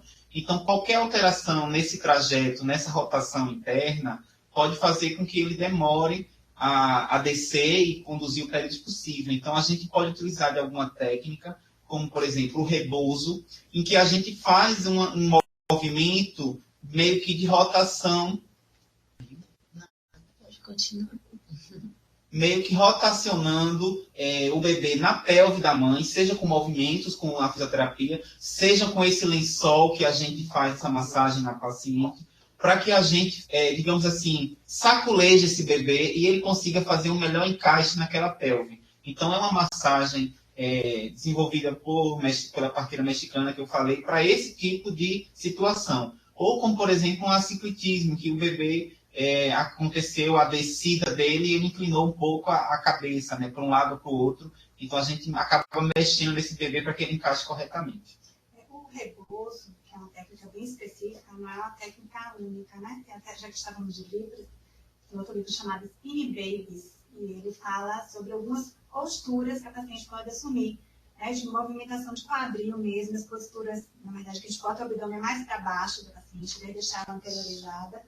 A gente favorece essa rotação. Então, bebês com posições direitas ou posições posteriores, quando a gente inverte a posição desse abdômen, quando a gente bota ela no gasking, quando a gente flete ela no cavalinho. Postura assimétrica, de flexão. Exatamente. De uma perna, quando uma perna só e não a outra. Gênio peitoral, que fica realmente. Favorece essa rotação. Então, se você não tiver a prática do repouso, se você tiver acesso a esse livro e esses outros livros, eu dou exemplo do Skinny Babies, ele orienta que tipo de posição, com as assimétricas ou as de postura com o ventre para baixo, favorece essa rotação, para você melhorar a evolução desse segundo período do trabalho de parto. Aline, queria ouvir um pouco da experiência que você tem justamente nesse sentido. Aquelas pacientes que às vezes apresentam um período expulsivo um pouco mais delongado, que você tenha tido a oportunidade de acompanhar aqui na unidade, alguma posição especial, alguma postura que você tem percebido que tem sido útil e que tem ajudado as equipes e os pacientes na hora da assistência? Sim, as posturas verticalizadas, elas realmente sempre favorecem esse período possível, né? Como o Leonildo falou na aula dele. É importante que essa postura seja adotada pela livre escolha, porque às vezes a gente, como profissional, prioriza uma postura pela velocidade do período expulsivo, como cócoras, enfim. E às vezes a paciente ela não tem uma capacidade física de manter-se naquela posição durante um período muito longo. Então, às vezes a gente tem uma preferência pela posição, mas a paciente ela não tem aquela capacidade. Então, a gente tem que saber contornar uma posição, uma postura verticalizada que a paciente quer, tem o desejo de fazer, com a capacidade física que ela tem, né? Com a capacidade funcional que ela tem. Então, as posturas, eu acredito que a maioria que não tem esse tempo, né? Essa força de membro inferior para manter uma postura de cócoras, por exemplo, o gás que seria uma posição boa, a posição de prece, ou a de 4 apoios, porque oferece uma distribuição de peso melhor e mantém essa ação da gravidade, favorecendo esse período, mantém essa flexão de tronco, como a doutora Sabrina acabou de falar, que também favorece essa descida. Então, são alternativas, né, às vezes, para posturas que a gente tem uma predileção como profissional por essa aceleração do período expulsivo, mas que às vezes a paciente ela não tem a capacidade física de manter-se. Okay. E surgiu a pergunta de se haveria alguma contraindicação para o uso da bola do Pilates. Não existem contraindicações absolutas. Aqui no nosso protocolo interno, a gente tem algumas contraindicações, e que são contraindicações do uso de bola de uma forma geral. Por exemplo, pacientes que têm déficit de equilíbrio, seja estático ou dinâmico, pacientes que têm diminuição de força muscular, pacientes que têm algum grau de déficit cognitivo, pacientes que estão sobre o uso de medicações que inibam alguma dessas funções. Então, a depender dessa capacidade mesmo realizada na avaliação e nas reavaliações que são feitas durante o trabalho de parto, a gente indica ou não a bola. O período expulsivo também não é uma boa opção. A bola, como o Leonildo já falou, quem estiver assistindo o parto perde essa visibilidade, né, da genital, então também não é uma boa opção. A bola a gente usa preferencialmente enquanto a mulher está com a capacidade física mais ativa, né, enquanto ela está mais ativa. Quando ela já está com um pouco de de atividade diminuída, a gente dá preferência a recursos mais estáveis. Então, a gente opta pelo cavalinho, por exemplo, que é um recurso que também proporciona esse balanceio, essa mobilização pélvica, mas causa uma estabilidade, tem um apoio anterior, dá uma segurança maior e diminui esses riscos de queda e de acidentes durante a atividade. Nós temos mais 5 minutos antes de concluir a nossa atividade, mas eu gostaria de ouvi-los no seguinte sentido. Existe algum trabalho fisioterápico ou de posicionamento, de assistência do trabalho de parto, que auxilie o preparo do períneo per si, que pudesse facilitar a questão da assistência do expulsivo, abrindo mão da episiotomia e pegando o gancho? Sabrina, que critérios nós utilizamos hoje, Léo, para avaliar se a episiotomia pode ou não ser feita, deve ou não ser feita, ela está abandonada? Como é que seria a nossa posição hoje nisso? Existe alguns trabalhos de preparo, trabalho de parto, que tem algumas indicações a partir da 35ª, 37ª semana, de alongamento, de coordenação, de reforço perineal, de relaxamento, de coordenação. Então, existe esse preparo no pré-natal, né, também realizado pela fisioterapia no período de pré-natal, que pode auxiliar essa mulher tanto na condução do período expulsivo, como numa maleabilidade, numa flexibilidade melhor desse períneo, para que essa adaptação durante o expulsivo seja feita de forma mais eficiente. A gente não tem muitas evidências, né, de fato, mas a gente tem alguns trabalhos já muito bons sendo desenvolvidos e já publicados. Alguns recursos como equipamentos dilatadores, né, são balões dilatadores, que são utilizados também com o mesmo objetivo de alongamento, de melhora dessa flexibilidade muscular, e que traz também para a paciente uma segurança até psicológica, de que se ela consegue aquele grau, aquela flexibilidade durante uma atividade preparatória, durante o período expulsivo, durante a expulsão do recém-nascido, ela também vai conseguir. Então, traz, além do preparo muscular, traz também aquele preparo psicológico de que ela é capaz, né, de passar por aquele período, por aquela extensibilidade, sem grandes danos. Mas ainda não temos assim, evidências muito concretas a respeito dessas manobras, de como elas interferem na laceração das inconclusivas ou no uso de episiotomia. Perfeito. Essas normas também durante o trabalho de parto, elas causam relaxamento perineal. E aí já no trabalho de parto, já não no período de pré-natal. Então, o relaxamento perineal ele diminui também no trabalho randomizado extenso, mas que a gente tem visto aqui de uma maneira geral, que se tem de pouca evidência, que ele relaxa o períneo e diminui as alterações, pelo menos no terceiro e quarto grau. Em relação ao uso da episiotomia, eu vou começar e depois a Sabrina complementa. Por exemplo, a enfermagem obstétrica, ela não deve ser realmente realizada, né? Se a gente identificar que o períneo está muito estreito, e isso é exatamente esse o fator que está dificultando a descida do feto, a gente vai conversar com a equipe médica para tentar discutir e ver se realmente vai ser necessário fazer essa episiotomia. Nós não devemos simplesmente realizar, muito embora a gente saiba que o Corém, por exemplo, autoriza a gente a realizar, mas, claro, não tem evidência que diga que a gente deve ser usado de rotina, o contrário é o que acontece, a gente não deve utilizar de rotina. Inclusive, tem estudos que já falam que mesmo os partos assistidos, né, assistidos pela equipe médica, porque a gente não faz parto com fósseis nem com vácuo, mas mesmo nesses partos, pode ser feito o parto assistido com fósseis e vácuos sem o uso da episiotomia. Aí a doutora Sabrina pode complementar mais sobre isso. A episiotomia ela já é uma laceração no mínimo de segundo grau. Né? Existem números, quando você vai para os estudos sobre episiotomia, tem estudos lindos de Melânia, né, sobre não fazer nunca, mas a gente sabe também que nunca fazer episiotomia, você está dando a alguns pacientes, talvez uma laceração de terceiro grau, quarto grau, estrelado, muitas vezes comprometendo o bexigo reto, que talvez você não teria se você direcionasse. Então, o que a gente espera na unidade de baixo risco é que a gente tenha um torno de 0,8% de episiotomias. Muito menos do que isso, a gente tem que se perguntar, talvez, o que está acontecendo. Muito mais do que 1% também, a gente tem que se perguntar por que está acontecendo. É verdade que não é indicação de rotina. A episiotomia, inclusive, não deve ser feita fora do período expulsivo, porque você só tem como avaliar aquele período no momento do período expulsivo. Não existe indicação de rotina para fetos prematuros, como já se foi há um tempo. E é claro que é muito de avaliação e vivência de experiência médica ou de enfermagem, no nosso caso, dos partos assistidos. É verdade, não tem indicação rotineira, especialmente no vácuo, que não ocupa muito, né, da área vaginal. Mas no fórceps, algumas vezes a gente vai ter que avaliar esse período, e algumas vezes em meninas muito jovens, como a gente tem visto, né? Que o espaço vaginal é menor e que a gente tem que ir no que está na literatura. E eu acho que Lívia falou muito bem disso, a gente tem que pensar numa segurança materna e fetal, né? Adotar as posturas verticalizadas, adotar a não episiotomia, adotar o uso não rotineiro de ocitocina, mas em alguns momentos a ocitocina vai ter indicação. Alguns momentos a paciente não vai querer ficar em pé. Às vezes ela não quer ficar em pé, às vezes ela não quer ficar sentada. Aí não é porque a literatura fala que o parto vertical é melhor, que a gente vai dizer para ela, não, você é obrigada a ficar sentada ou ficar em pé, às vezes ela vai querer ficar deitada. E algumas vezes a gente vai ter indicação de fazer episiotomia para passar um fórceps, ou a gente está vendo que aquele períneo não é o que impede o bebê de nascer, né? Isso é verdade. Aquela resistência perineal não impede o bebê de nascer, mas a gente está na experiência que está vendo que o bebê vai dar uma laceração.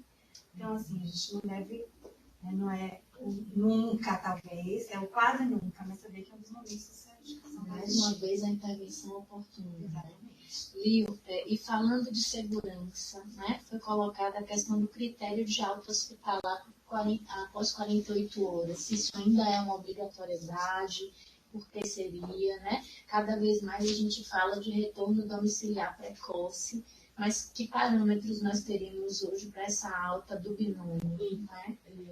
O Ministério da Saúde diz que são 36 horas. Né? A Sociedade Brasileira de Pediatria, a Academia Americana de Pediatria, dizem que são 48 horas que dão segurança para os bebês que nascem a termo e sem nenhuma intercorrência clínica.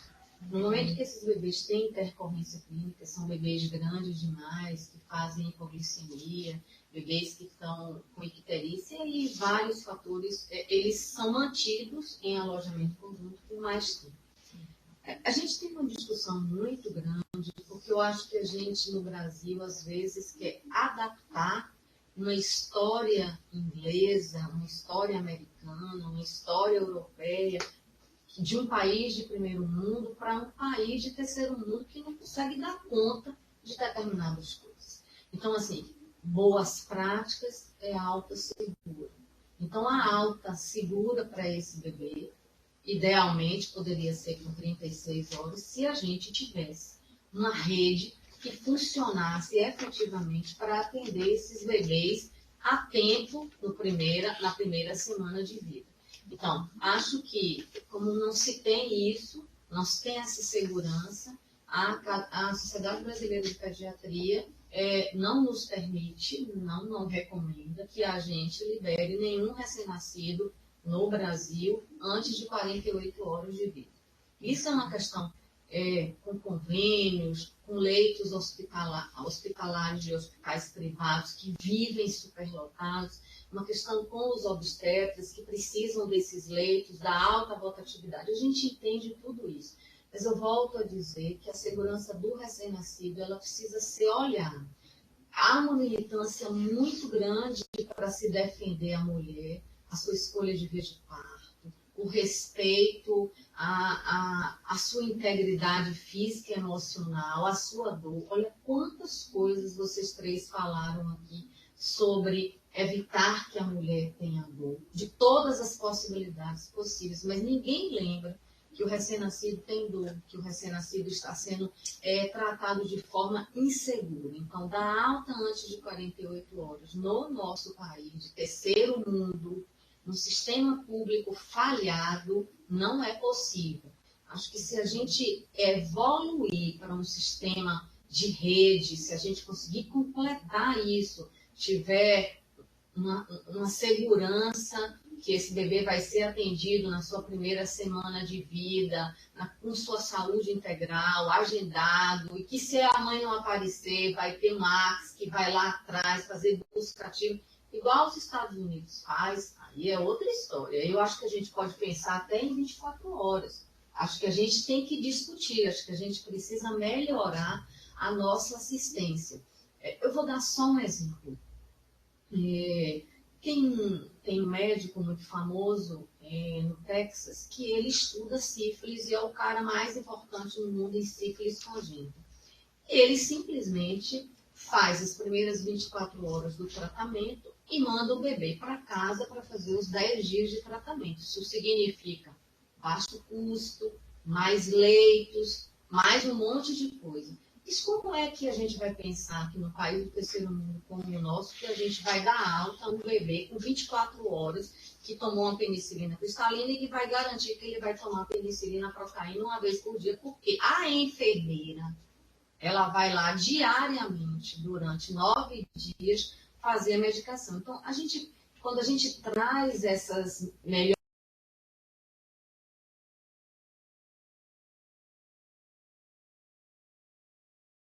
evidências, mas a gente precisa pensar se a gente dá conta de fazê-las. Se a gente não dá conta de aplicá-las, eu acho que não. Então, no momento, a recomendação da Sociedade Brasileira de Pediatria é que os bebês sejam mantidos por pelo menos 48 horas, se são nascidos sem nenhum risco, se não tem nenhuma contraindicação, nenhuma intercorrência durante a gestação e parto. Ok, Leonas. Agora, a palavra final de cada um, gente. A gente queria agradecer muito a predisposição de vocês, deixar assim, textual aqui para todos os que estão acompanhando a sessão, do carinho que vocês tiveram em preparar, o zelo com o qual vocês tiveram para estar aqui hoje compartilhando essas informações. A nossa Climério vem cada vez mais, né, abraçando as boas práticas, né? A gente até brincava aqui antes nos bastidores, né?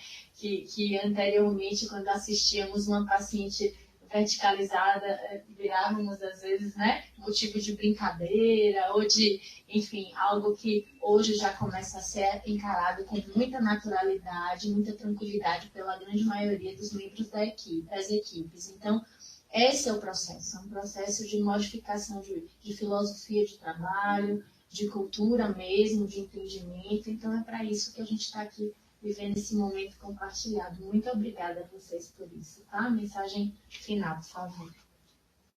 Queria agradecer, né, a atenção de todas as pessoas que participaram dessa web aula. Infelizmente, o tempo da gente é curto, e a gente tem muita coisa para falar, muito conteúdo, mas não dá tempo de fazer tudo isso aqui.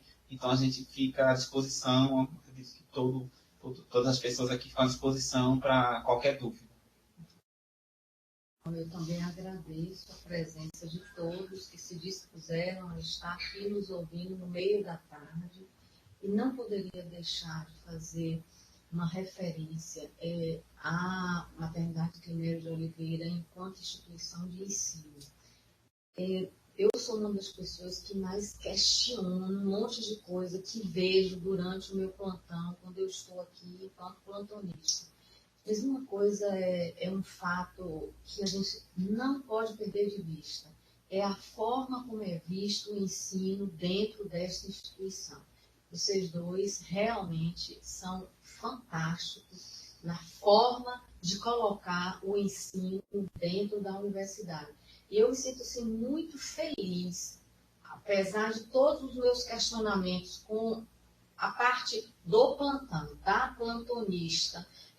Quando eu olho para a maternidade com muito prazer de saber que no Nordeste, que todo mundo fala que a gente é péssimo, que a nossa mortalidade neonatal é a segunda pior do país.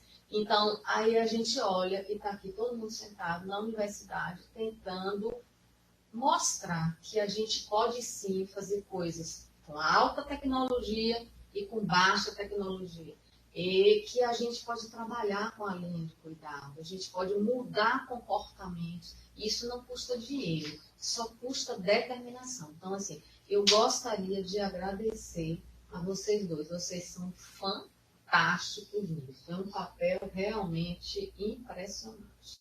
E agradecer meus pares, né? A Aprendi um monte de coisa hoje com vocês e muito obrigada também por estar com vocês. Eu gostaria também de agradecer o convite de estar aqui representando uma equipe da qual me orgulho muito de fazer parte. Para a gente é muito importante esse momento de troca de informação e de compartilhamento de experiências.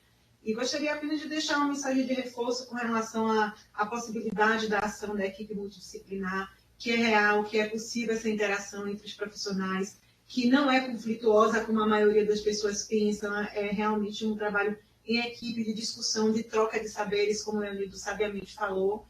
Então, isso é possível e é aplicável. Se é aplicável aqui, também é aplicável em outras unidades, eu tenho certeza.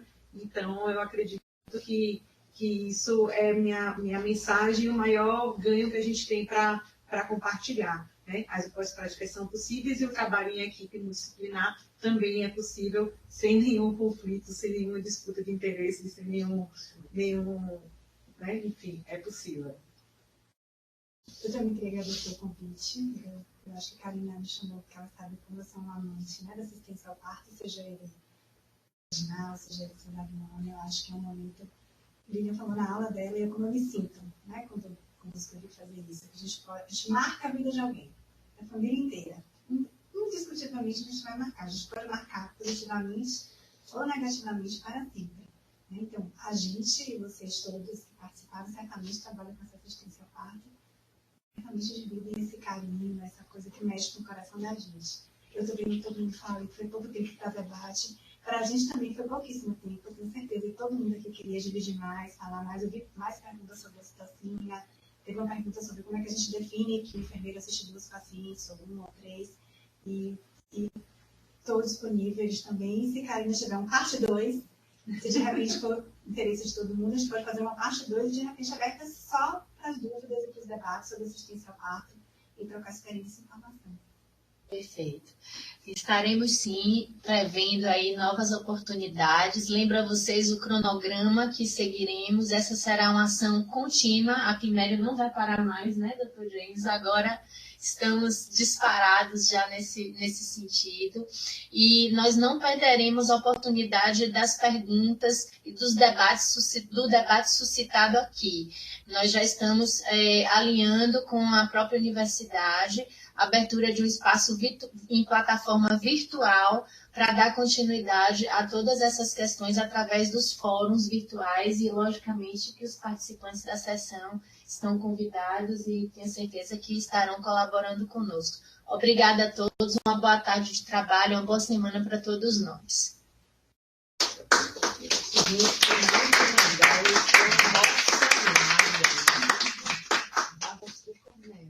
Estou emocionada.